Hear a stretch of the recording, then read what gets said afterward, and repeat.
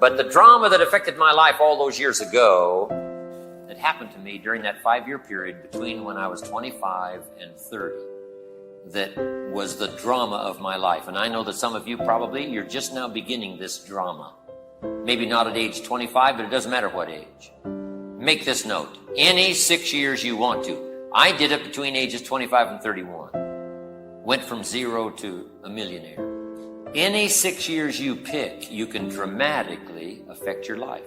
You can dramatically change course.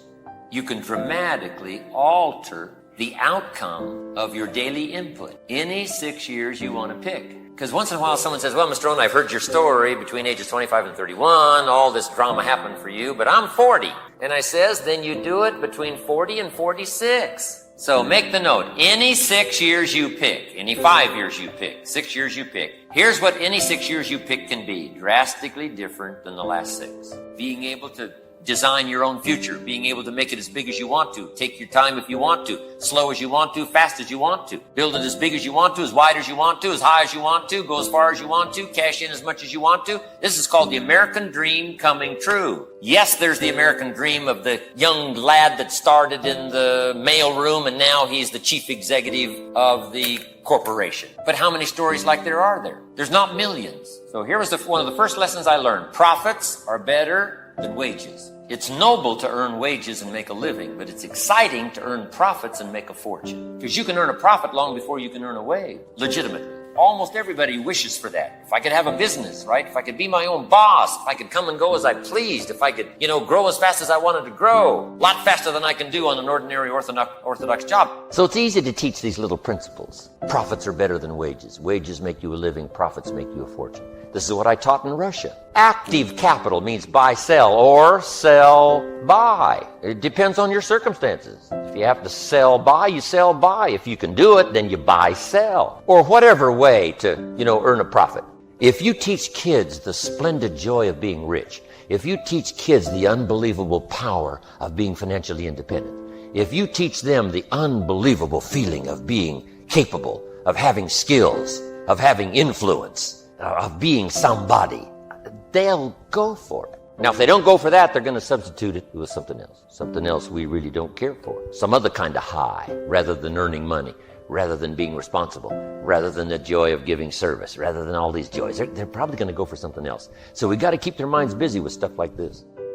Figure out ways to get this money out there so that it earns you this.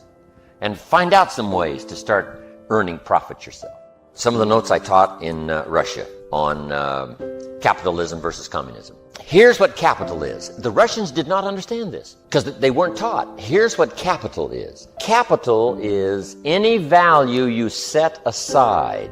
And the easiest to identify is your money. Any value you set aside to be invested in an enterprise that brings value to the public with the hopes of making a profit. Now, the reason why that was foreign to the Russians was because up until the fall of communism, making a profit was illegal.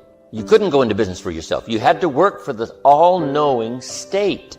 Everybody was employed by the state because the state owned all the resources. So you couldn't make a profit. Now, when I give this simple little analysis, the Russians go crazy. They said, well, we could have done that for the last 85 years. That's right. We could have built a dynamic society like America. That's right. But now you got to start setting aside some value to be invested in an enterprise that you're responsible for bringing value to the marketplace with the hope of making a profit. That's called capitalism. Now, here's what else I told them. Here's what you can set aside that's more important than money. Now, this money that you set aside is like seed corn for the farmer. What would you do with seed corn? Number one, protect it with a vengeance. Here's what you wouldn't do with it. Spend it. Here's what you wouldn't do with it. Give it away. You can't do that with your capital. You cannot be benevolent with your capital. With your profits, yes. With your capital, no. This is seed corn. Here's what you wouldn't do with your seed corn. Eat it. Because now you've got no crop come harvest. So you wouldn't spend it and you wouldn't lose it. And you wouldn't give it away and you wouldn't eat it. It's to be set aside and protected because it's the investment for the future. to be kept for the time when you invest it in an enterprise that brings value to the marketplace with the hopes of making a profit. And this enterprise bringing value to the marketplace with the hope of making a profit is just as simple as a child that buys a bottle of soap for $2 and sells it for $3. He brings value to the marketplace by taking this $2 of capital and going next door to Mrs. Jones and selling her a bottle of soap for $3. Now he's got $3, but $2 is capital still set aside to invest in the next bottle. That is capitalism. But here's what's exciting. It's not all there is to capitalism. Time is more valuable than capital. Time you set aside, not to be eaten, not to be wasted, not to be given away. Time you set aside to be invested in an enterprise that brings value to the marketplace with the hope of making a profit. Now we have capital money and we have capital time. How valuable is time? Time properly invested is worth a fortune. Time wasted is worth devastation. But it's worth a fortune if you invest it properly. Everybody's got the money. Everybody's got the time. Everybody's got the imagination and the mental and the spiritual and the social resources. Everybody's got the stuff. It depends on how you use it and where you put it and where you invest it, how it turns out for you and for your life. Bringing value to the marketplace, that's how you get paid. You don't get paid for the time. I know it takes time to bring value to the marketplace, but you get paid for the value, not the time. Now, since that's true, here's one of the key questions of the evening. Is it possible to become twice as valuable at the marketplace and make twice as much money in the same time? Could you become 3 times as valuable? Make 3 times as much money in the same time? Is that possible? The answer is yes, if. And it's always if, right? Life is known as the big if. Harry Truman once said, life is iffy. How true. And here's the big if we're going to consider it tonight. It's possible to do much better at the marketplace if you go to work primarily on yourself. And that's the theme of our seminar tonight. Learning to work primarily on yourself. People have asked me for the last 24 years, how do you develop an above-average income? And the answer is, become an above-average person. Develop an above-average handshake. Some people want to be successful, they don't even work on their handshake. As easy as that would be to start on. They let it slide, they don't understand. Develop an above-average smile. Develop an above-average excitement. Develop an above-average interest in other people. Develop an above-average intensity to win. See, that'll change everything. Probably one of the most frustrating experiences in life is looking for an above-average job with above-average pay without becoming an above-average person. It's called frustration.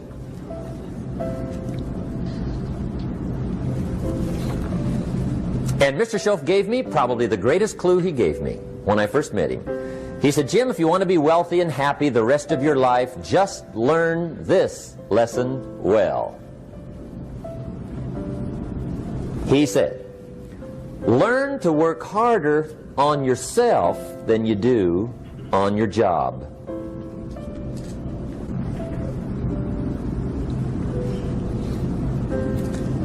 Then Mr. Schoaf gave me probably one of the most important clues among so many things he taught me, but this was in those early days. Mr. Schoaf was very kind, but he was also very abrupt. And he had these interesting questions to ask. I'm giving him a little rundown one day on how things hadn't worked out for me. He said, Mr. Rohn, I've got the answer for you if you will listen carefully. And listen carefully I did that day and for the next 5 years. If somebody's wealthy and happy, you gotta listen. He said, Jim, I've only known you a short time. But he said, it's already my honest opinion that for things to change for you, you got to change.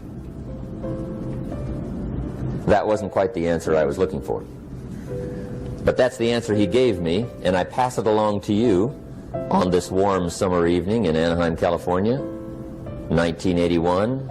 For things to change for you, you've got to change.